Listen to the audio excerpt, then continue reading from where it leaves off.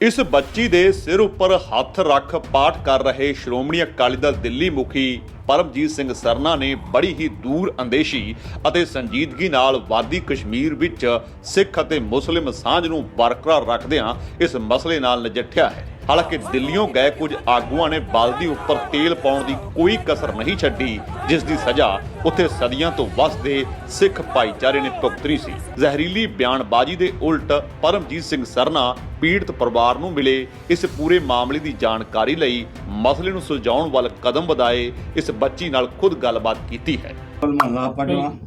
सूली ते नारायण राख, सूली का हाथ कहीं न पहुंचे, सूली होए बुआ ना पाक राहो, काट कुठार खसम सिर काटिया, खिन में हुए गया खाक, मंदा चित्तो चित्तो बचिया, जिन रचया दीना ताक, पुत्र भी तन कछुना बचारियो, छोड़ गया सब भाई साहब, कौ नानक प्रभ तिस बलिहारी, जिन जन का कीनो पूरन वाक, कौ नानक तिस प्रभ बलिहारी, जिन जन का कीनो पूरन वाक।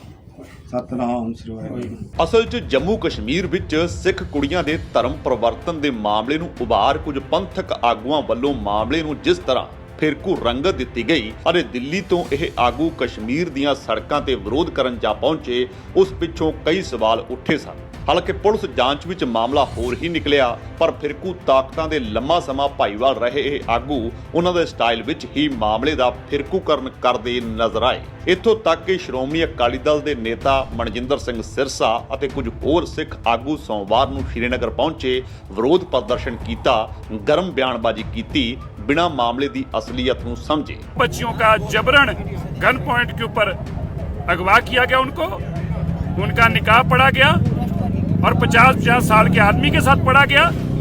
उसके बाद कोर्ट के अंदर बच्चियों के माँ बाप तक को जाने नहीं दिया गया, हमारे हवाले की गई। मनमीत कौर और दूसरी बेटी को अभी भी हमारे पास नहीं दिया गया। ये उन लोगों ये लव जहाद है और ये उन लोगों के साथ हो रहा है। मैं याद करना चाहता हूँ, जब सीए का प्रोटेस्ट हुआ, जो बच्चियां साउथ इंडिया में अलग अलग कॉलेजों में फंसी हुई थी, यहाँ के मेजोरिटी के लोगों की बेटियां, उनको हमने घरों तक टिकटें देकर सुरक्षित घर तक छोड़ कर गए। और आज ये मौलाना, ये मुफ्ती क्यों चुप हैं? कैसे इन्हें शर्म नहीं आई इस तरह का निकाह पढ़ते हुए? एक नौजवान बच्चियों को अध बड़े लोगों के साथ, जिनके 10-10 बच्चे, उनके साथ शादी करते हुए हम केंद्र की सरकार से आग्रह करते हैं तुरंत इन लोगों के खिलाफ कार्रवाई की जाए।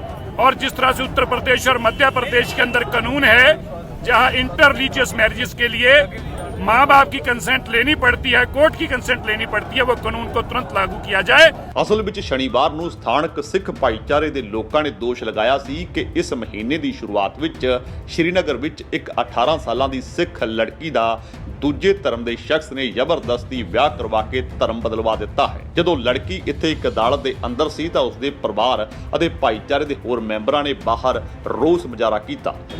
जज साहब के पास आई और जज साहब ने ना बाप को अंदर जाने दिया, ना माँ को अंदर जाने दिया, उनके सारे परिवार को अंदर जाने दिया।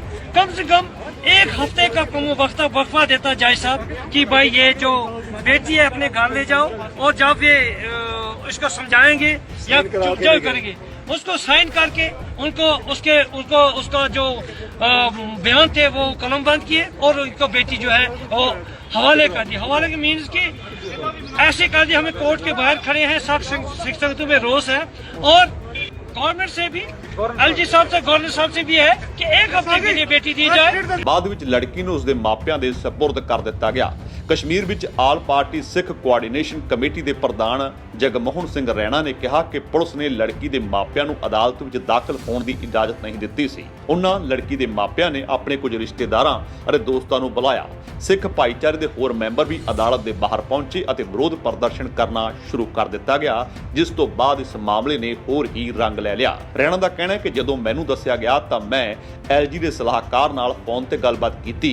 ये देर शाम सी, मैं अदालत गया, उत्थे मौजूद एक पुलिस अधिकारी ने कहा कि जे मुजाहराकारी ना खिंडे तो लड़की नूं परिवार विच वापस कर दिता जाएगा।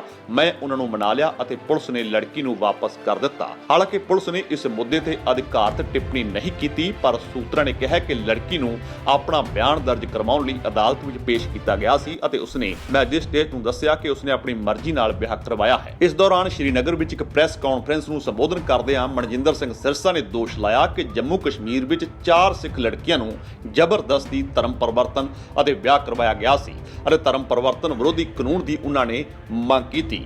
ਪਰ ਸਥਾਨਕ ਸਿੱਖ ਨੇਤਾਵਾਂ ਨੇ ਕਿਹਾ ਕਿ ਉਹ ਸਿਰਫ 2 ਅਜਿਹੇ ਮਾਮਲਿਆਂ ਬਾਰੇ ਜਾਣਦੇ ਹਨ, ਪਿਛਲੇ ਹਫ਼ਤੇ ਦੀ ਘਟਨਾ ਅਤੇ ਇੱਕ ਬਹੁਤ ਪੁਰਾਣਾ ਕੇਸ ਹੈ। ਰੈਣਾ ਨੇ ਕਿਹਾ ਕਿ ਅਸੀਂ ਉਸ ਪੁਰਾਣੇ ਮਾਮਲੇ 'ਚ ਕੀ ਕਰ ਸਕਦੇ ਹਾਂ, ਉਹਨਾਂ ਕੋਲ ਧਰਮ ਪਰਿਵਰਤਨ ਤੇ ਵਿਆਹ ਦਾ ਪ੍ਰਮਾਣ ਪੱਤਰ ਹੈ। ਸੋਮਵਾਰ ਨੂੰ ਸੋਸ਼ਲ ਮੀਡੀਆ ਤੇ ਪੁਰਾਣੇ ਕੇਸ ਦੀ ਇੱਕ ਮਨਘੜਤ ਵੀਡੀਓ ਕਲਿੱਪ ਜਾਰੀ ਕੀਤੀ ਗਈ। ਕਲਿੱਪ ਵਿੱਚ ਔਰਤ ਨੇ ਆਪਣੇ ਆਪ ਨੂੰ ਦਹਮਨਜੀਤ ਵਜੋਂ ਪਛਾਣਿਆ ਅਤੇ ਉਸਨੇ 2012 ਵਿੱਚ ਧਰਮ ਪਰਿਵਰਤਨ ਕੀਤਾ ਸੀ ਅਤੇ 2014 ਵਿੱਚ ਆਪਣੀ ਮਰਜ਼ੀ ਨਾਲ ਵਿਆਹ ਕਰਵਾ ਲਿਆ ਸੀ। ਬਾਹਰੀ ਲੋਕਾਂ ਦੀ ਦਖਲ ਅੰਦਾਜ਼ੀ ਖਿਲਾਫ ਚੇਤਾਵਨੀ ਦਿੰਦਿਆਂ ਰੈਣਾ ਨੇ ਕਿਹਾ ਕਿ ਬਾਹਰੋਂ ਲੋਕ ਆਪਣੇ ਰਾਜਨੀਤਿਕ ਹਿੱਤਾਂ ਲਈ ਸਥਿਤੀ ਦਾ ਸ਼ੋਸ਼ਣ ਕਰ ਰਹੇ ਹਨ, ਉਹ ਇੱਥੇ ਸਥਿਤੀ ਨੂੰ ਹੋਰ ਵਿਗਾੜਨਾ ਚਾਹੁੰਦੇ ਹਨ। ਆਰਐਸਐਸ ਦੇ ਲੋਕ ਪਹਿਲਾਂ ਹੀ ਇੱਥੇ ਆ ਚੁੱਕੇ ਹਨ, ਅਸੀਂ ਉਹਨਾਂ ਨੂੰ ਮਾਮਲੇ ਨੂੰ ਵੱਖਰਾ ਰੰਗ ਦੇਣ ਦੀ ਇਜਾਜ਼ਤ ਨਹੀਂ ਦੇਵਾਂਗੇ। ਸਾਡੇ ਇੱਥੇ ਬਹੁਗਿਣਤੀ ਭਾਈਚਾਰੇ ਨਾਲ ਪੱਕੇ ਰਿਸ਼ਤੇ ਹਨ। ਇਸ ਦੌਰਾਨ ਉਲੇਮਾ ਕੌਂਸਲ ਦਾ ਇੱਕ ਵਫਦ ਇੱਥੋਂ ਦੇ ਗੁਰਦੁਆਰੇ ਵਿੱਚ ਸਿੱਖ ਨੇਤਾਵਾਂ ਨਾਲ ਮਿਲਿਆ।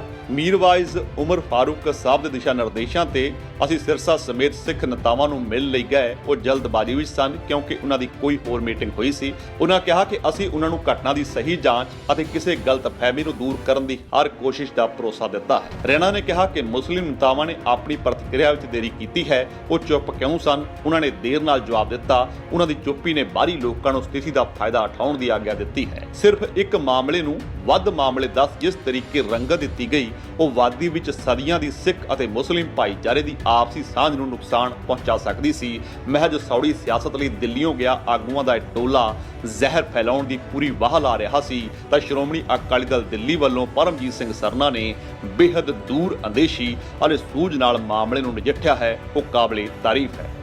ਪਰਮਜੀਤ ਸਿੰਘ ਸਰਨਾ ਦੀ ਅਗਵਾਈ ਵਿੱਚ ਸ਼੍ਰੋਮਣੀ ਅਕਾਲੀ ਦਲ ਦਿੱਲੀ ਵੱਲੋਂ ਮਾਮਲੇ ਨੂੰ ਬੜੀ ਹੀ ਹਲੀਮੀ, ਸਮਝਦਾਰੀ ਅਤੇ ਪਿਆਰ ਮੁਹੱਬਤ ਨਾਲ ਨਜਿੱਠਿਆ ਗਿਆ ਹੈ। ਸਰਦਾਰ ਸਰਨਾ ਦੇ ਸਮਝਾਉਣ ਉੱਪਰ ਗੁਰਬਾਣੀ ਦੀ ਰੋਸ਼ਨੀ ਵਿੱਚ ਉਸ ਬੱਚੀ ਨੇ ਆਪਣਾ ਫੈਸਲਾ ਬਦਲਿਆ। ਸਰਦਾਰ ਸਰਨਾ ਦੀ ਪਹਿਲ ਕਦਮੀ ਉੱਪਰ ਸਥਾਨਕ ਸਿੱਖ ਨੌਜਵਾਨ ਨਾਲ ਉਸ ਦਾ ਆਨੰਦ ਕਾਰਜ ਕਰਵਾ ਦਿੱਤਾ ਗਿਆ।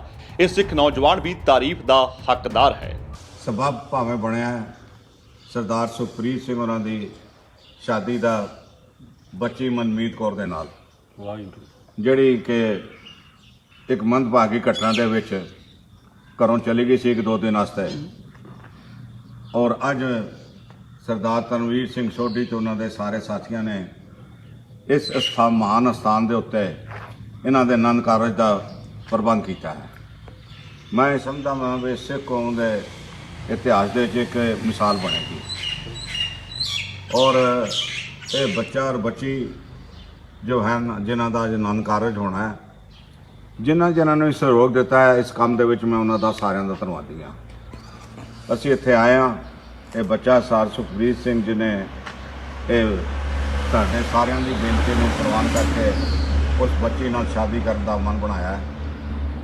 ਯਕੀਨ ਜਾਣਨਾ ਵੀ ਜਿਹੜਾ ਕੰਮ ਇੱਕ ਪੈਸੇ ਦੀ ਉਮੀਦ ਨਹੀਂ ਸੀ, ਉਸ ਅਕਾਲ ਪੁਰਖ ਦੀ ਬਖਸ਼ਿਸ਼ ਨਾਲ ਕੋਈ ਅਸੀਂ ਸ਼ਬਦ ਪੜ੍ਹੇ ਤੇ ਚੌਪਈ ਸਾਹਿਬ ਦਾ ਪਾਠ ਕਰਨ ਤੋਂ ਬਾਅਦ ਉਸੇ ਵਕਤ ਆਸ-ਪਾਸ ਜਿਹੜੇ ਬੱਚੇ ਬੈਠੇ ਸਨ ਉਹਨਾਂ ਨੇ ਕਿਹਾ ਜੀ 70% ਕੰਮ ਹੋ ਗਿਆ ਹੈ, ਹੁਣ 30% ਹੀ ਕੰਮ ਹੋ ਜਾਏਗਾ। ਔਰ ਇਹ ਕੰਮ ਰਾਤ ਨੂੰ 8 ਵਜੇ ਨਾਲ 30% ਵੀ ਕੰਮ ਪੂਰਾ ਹੋਇਆ। ਔਰ ਮੈਂ ਸਮਝਦਾ ਕਿ ਕੌਮ ਇਹਨਾਂ ਬੱਚੇ ਦੀ ਹਮੇਸ਼ਾ ਰਹਿਣੀ ਰਹੇਗੀ। ਮੈਂ ਇਹਨਾਂ ਨੂੰ ਇਹ ਵੀ ਯਕੀਨ ਦਿਵਾਇਆ ਕਿਸੇ ਕਿਸਮ ਦੀ ਕੋਈ ਤਕਲੀਫ ਹੋਵੇ, ਦਿੱਲੀ ਦੇ ਸਿੱਖ ਤੁਹਾਡੇ ਨਾਲ ਹਨ ਹਮੇਸ਼ਾ, ਔਰ ਹਰ ਤਰ੍ਹਾਂ ਦੀ ਜੋ ਸੇਵਾ ਤੁਹਾਡੀ ਉਹ ਕਰਨ ਲਈ ਤਤਪਰ ਰਹਿਣਗੇ। ਮੈਨੂੰ ਕੱਲ੍ਹ ਮੀਰ ਵਾਇਜ਼ ਵਾਲੇ ਤੇ ਹੋਰ ਬਥੇਰੀਆਂ ਮੁਸਲਮਾਨ ਸੰਗਠਨ ਮਿਲੇ ਨੇ, ਉਹਨਾਂ ਦੇ ਮਨ ਵਿੱਚ ਇਸ ਗੱਲ ਦਾ ਰੋਸ ਹੈਗਾ ਤੇ ਉਹਨਾਂ ਨੇ ਕਿਹਾ ਕਿ ਅਸੀਂ ਤੁਹਾਡੇ ਨਾਲ ਹਾਂ। ਔਰ ਮੈਂ ਸਮਝਦਾ ਕਿ ਸਾਨੂੰ ਕੋਈ ਐਸੇ ਭੜਕਾਊ ਭਾਸ਼ਣ, ਕੋਈ ਲੈਕਚਰ ਬਿਲਕੁਲ ਨਹੀਂ ਕਰਨਾ ਚਾਹੀਦਾ। ਅਸੀਂ ਉਹ ਕਰ ਦਿਆਂਗੇ, ਅਸੀਂ ਉਹ ਕਰ ਦਿਆਂਗੇ। ਇਹ ਪਿਛਲੇ ਸਦੀਆਂ ਤੋਂ ਸਾਡੇ ਭਰਾ ਇੱਥੇ ਰਹਿ ਰਹੇ ਹਨ। ਇਹਨਾਂ ਨੂੰ ਇਤਨਾ ਭਾਰੀ ਜਿਹੜਾ ਗਰ ਹੋਈ ਹੈ, ਉਹਦੇ ਵਿੱਚ ਵੀ ਐਕਸਟ੍ਰੀਮਿਜ਼ਮ ਦਾ ਦੌਰ ਚੱਲਿਆ, ਉਹਦੇ ਵਿੱਚ ਵੀ ਇਹਨਾਂ ਦੇ ਉੱਤੇ ਕੋਈ ਆਂਚ ਨਹੀਂ ਆਉਣ ਦਿੱਤੀ ਕਿਸੇ ਨੇ। ਇਹ 1% ਹੈਗੇ ਕਸ਼ਮੀਰ ਦੇ ਵਿੱਚ ਜਿਹੜੇ ਇੱਥੇ ਰਹਿ ਰਹੇ ਨੇ। 60-70 ਲੱਖ ਮੁਸਲਮਾਨਾਂ ਦੀ ਆਬਾਦੀ ਹੋਏਗੀ ਤੇ 50,000 ਦੀ ਆਬਾਦੀ ਵੀ ਨਹੀਂ ਹੈ। ਉਹ ਕਿੱਥੋਂ ਲੈ ਕੇ ਕਿੱਥੋਂ ਖਿੰਡੇ ਪੁੰਡੇ ਪਏ ਨੇ। ਇਸ ਲਈ ਅਸੀਂ ਆਪਣਾ ਭਾਈਚਾਰਾ ਜਿਹੜਾ ਪਿਛਲੀਆਂ ਸਦੀਆਂ ਤੋਂ ਬਣਿਆ ਹੈ, ਉਸ ਨੂੰ ਬਿਲਕੁਲ ਆਂਚ ਨਹੀਂ ਆਉਣ ਦੇਣੀ, ਸਗੋਂ ਉਸ ਨੂੰ ਹੋਰ ਮਜ਼ਬੂਤ ਕਰਨਾ ਹੈ। ਮੈਂ ਸਮਝਦਾ ਕਿ ਅਕਾਲ ਪੁਰਖ ਸੱਚੇ ਪਾਤਸ਼ਾਹ ਸਾਡੀ ਰਹਿਮਤ ਕਰੇਗਾ ਔਰ ਬਖਸ਼ਿਸ਼ ਕਰੇਗਾ।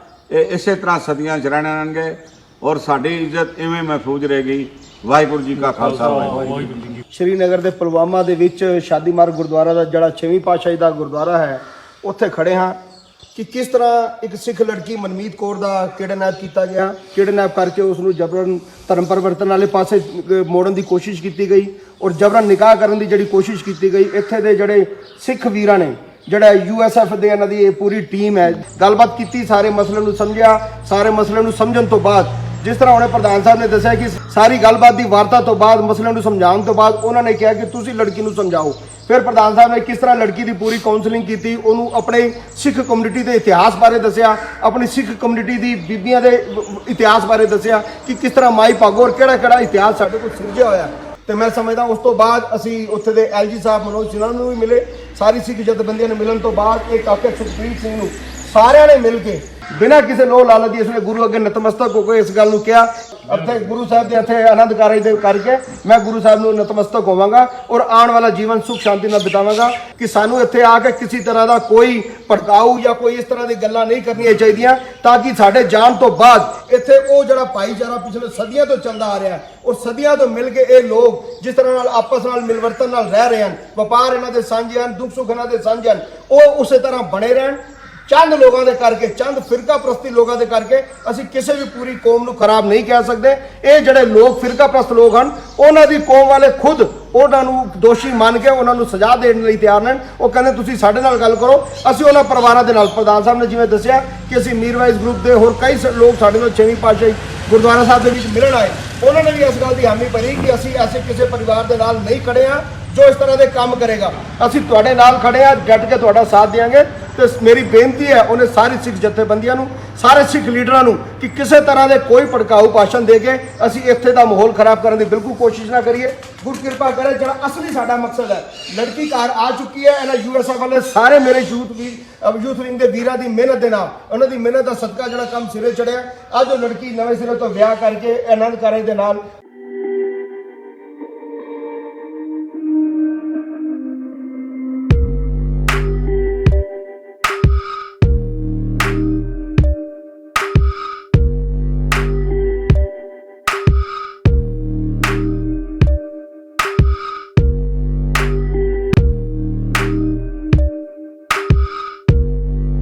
ਸਾਡੇ YouTube ਚੈਨਲ ਨੂੰ ਸਬਸਕ੍ਰਾਈਬ ਕਰੋ।